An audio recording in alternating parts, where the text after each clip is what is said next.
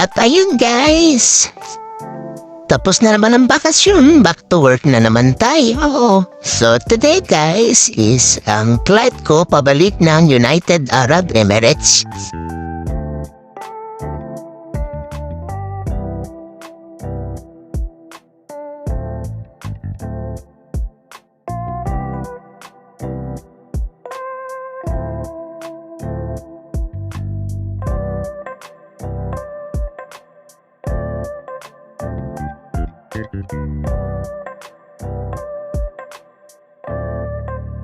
Wow!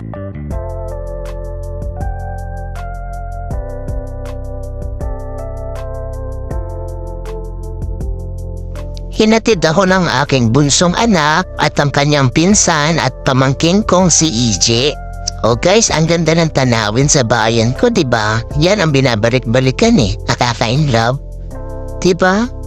Kahit walang jowa, basta ganyan na may kita mo, may in love ka. Uy!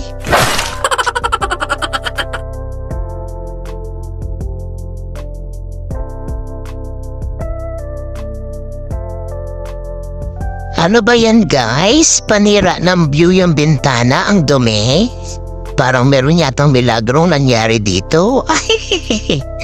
So anyway guys, nanggaling nga pala kami ng Olongapo City, bus terminal, at ang sinakyan namin ay Victory Liner. Nag-NLEX kami para dire-diretso yung biyahe, walang hinto-hinto pa, para mabilis. Dito guys, nakakalibang pa yung mga view kasi talagang ang ganda niya.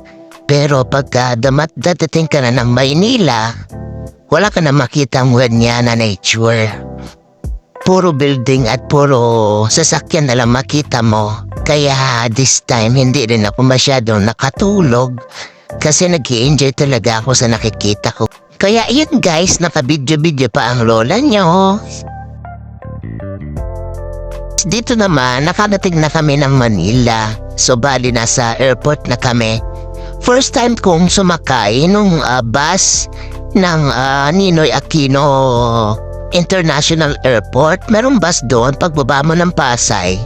Meron ng Violet bus papunta ng airport. So dahil medyo maaga kami at plano ko talaga na pag-aralan sumakay ng bus. So pag emergency na wala talagang susundo, at least may alam kung saan ka sasakay. But this time, nalaman ko na napakalayo pala ng iniikot ng bus na to. Almost 3 terminal ang dadaanan namin bago kami makarating doon sa terminal na talagang pupuntahan ko sa aking flight. Lahat pala ng terminal binababaan niya para mag-pick up or para mag-sakay. So dito, tapos na kami sa isang terminal naman uli. Nakalimutan ko na kung anong terminal ang mga napuntahan namin, kung anong nauna. Pero 3 terminal talaga ang hinintuan ng bus na yan. So almost kumain din siya ng oras.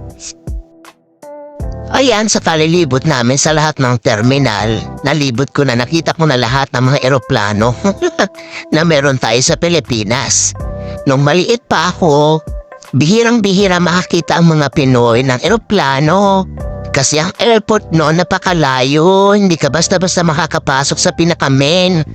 Ang hatid mo lang dun lang sa gate. Ngayon pwede nang pumasok ang everyone sa loob ng airport. Pero before, nung bata pa ako, hindi nakakapasok yung mga tao sa loob, hanggang dun lang sa parking nga So now, nalibot ko yung airport, nakita ko lahat. Ang laki pala ng airport ng Pilipinas. Napakalawak. Akala ko yung binababaan at sinasakayan ng tatay ko noon iisa lang. Marami pala siya. 2 terminal lang nakita ko na parehas ang design. Kala ko, iisa lang yun. Marami pala, 3 klase pala siya.